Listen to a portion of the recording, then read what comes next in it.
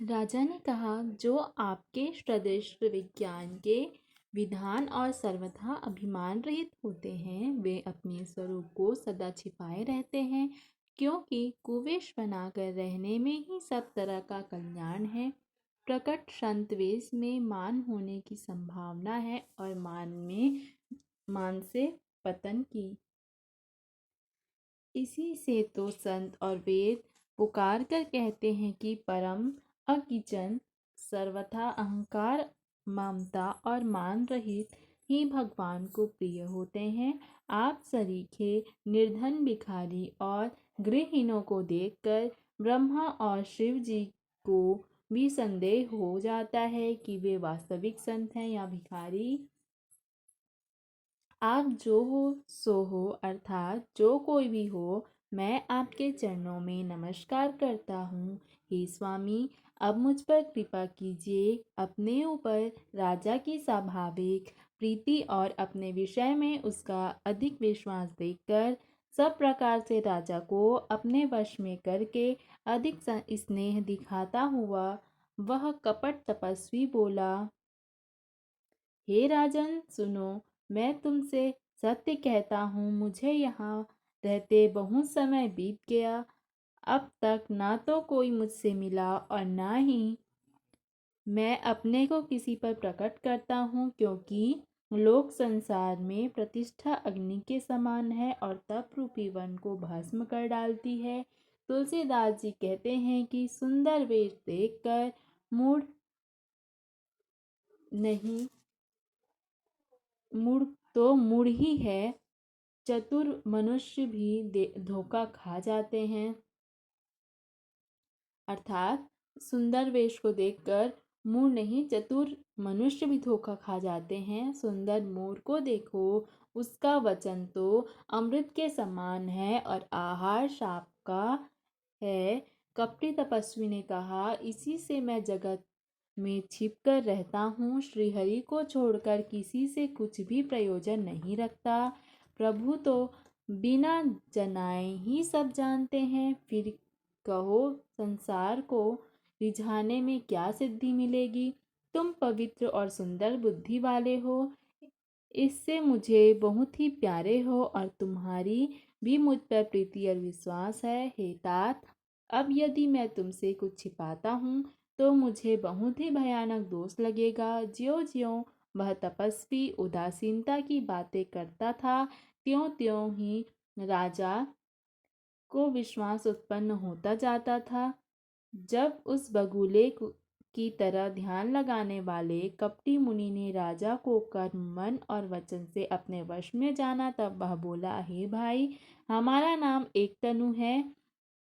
यह सुनकर राजा ने फिर सिर झुकाकर कहा, मुझे अपना अत्यंत अनुरागी सेवक जानकर अपने नाम का अर्थ समझा कर कहिए।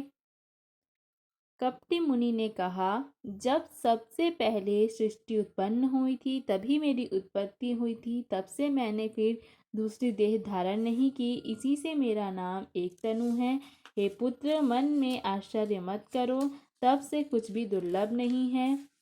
तब के बल से ब्रह्मा जगत को रचते हैं, तभी के बल से विष्णु संसार का पालन करने वाले हैं, तप ही के बल से रुद्र संहार करते हैं। संसार में कोई ऐसी वस्तु नहीं जो तप से ना मिल सके।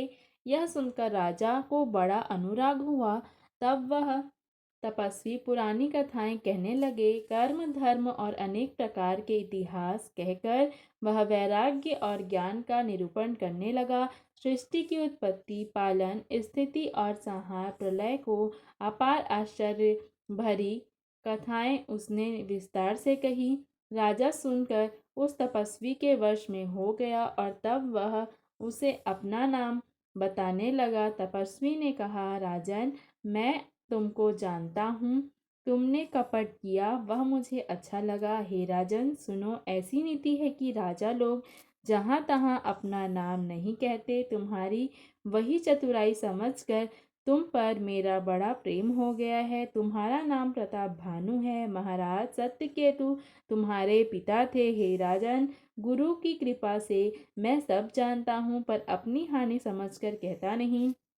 हे तात, तुम्हारा स्वाभाविक सीधापन, सरलता, प्रेम, विश्वास और नीति में निपुणता देखकर मेरे मन में तुम्हारे पर बड़ी ममता उत्पन्न हो गई है।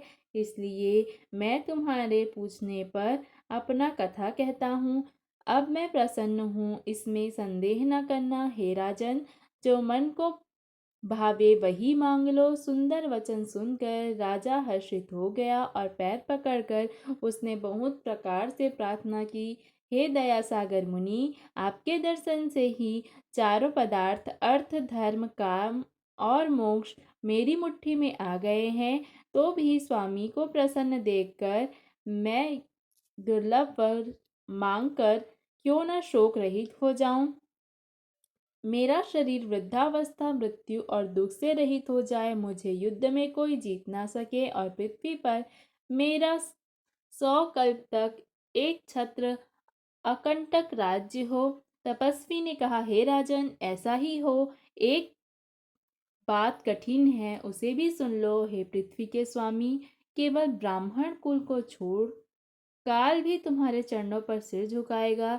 तप के बल से ब्राह्मण सदा बलवान रहते हैं, उनके क्रोध से रक्षा करने वाला कोई नहीं है। हे नरपति, यदि तुम ब्राह्मणों को वश में कर लो तो ब्रह्मा, विष्णु और महेश भी तुम्हारे अधीन हो जाएंगे।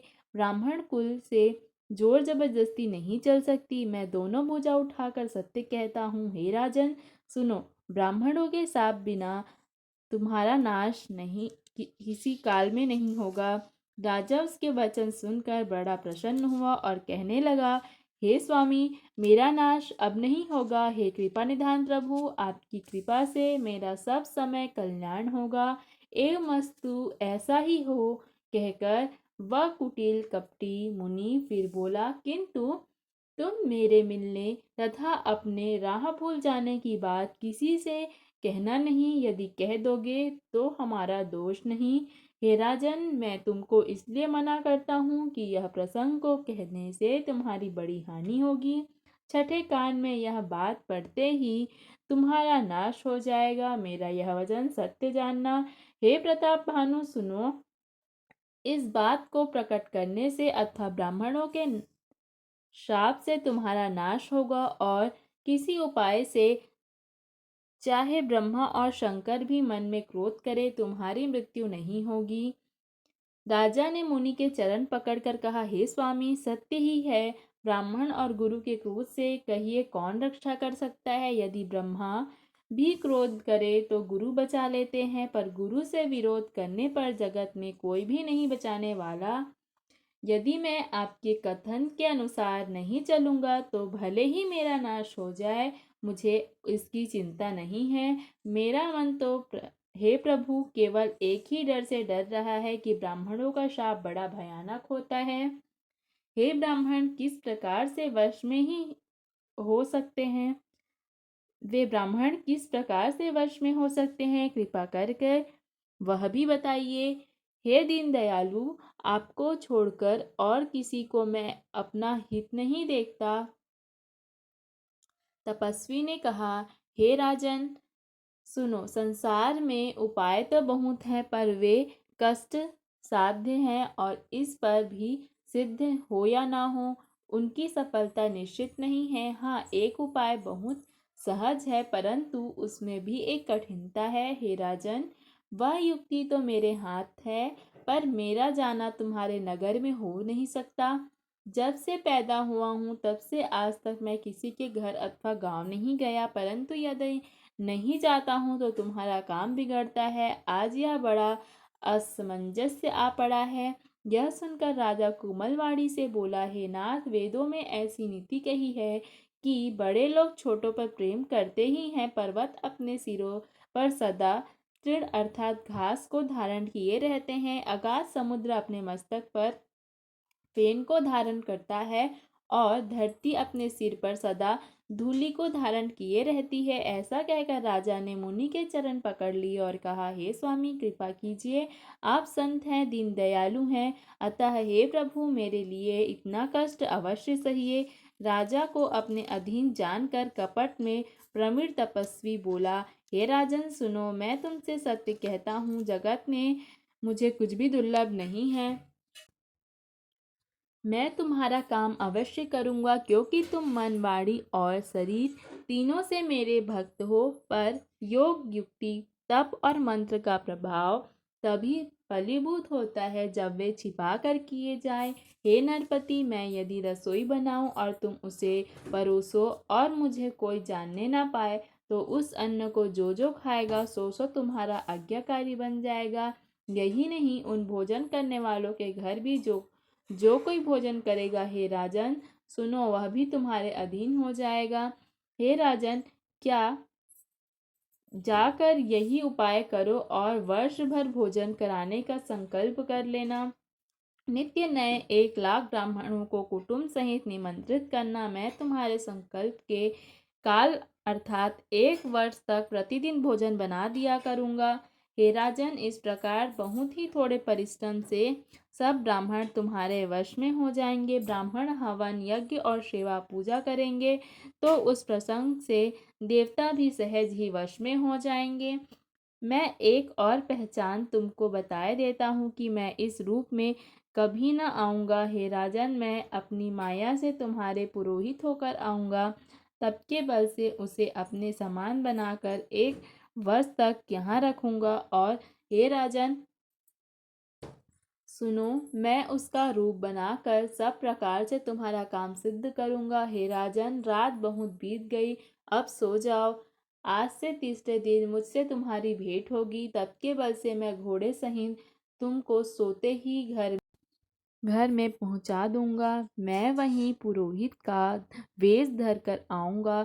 जब एकांत में तुमको बुलाकर सब कथा सुनाऊंगा, तब तुम मुझे पहचान लेना। राजा ने आज्ञा मानकर शयन किया और वह कपट ज्ञानी आसन पर जाकर बैठा। राजा थका था, उसे खूब नींद आ गई, पर वह कपटी कैसे सोता, उसे तो बहुत चिंता हो रही थी। उसी समय वहां कालकेतु राक्षस आया, जिसने सुअर बनकर राजा को भटकाया था।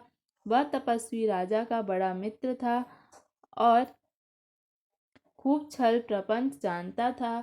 उसके 100 पुत्र और 10 भाई थे, जो बड़े ही दुष्ट, किसी से जीते न जाने वाले और देवताओं को दुख देने वाले थे। ब्राह्मणों, संतों और देवताओं को दुखी देखकर राजा ने उन सबको पहले ही युद्ध में मार डाला था। उस दुष्ट ने पिछला वैर याद करके तपस्वी राजा से मिलकर सलाह विचार षड्यंत्र किया और जिस प्रकार शत्रु का नाश हो वही उपाय रचा। भावी वर्ष राजा कुछ भी समझ न सका।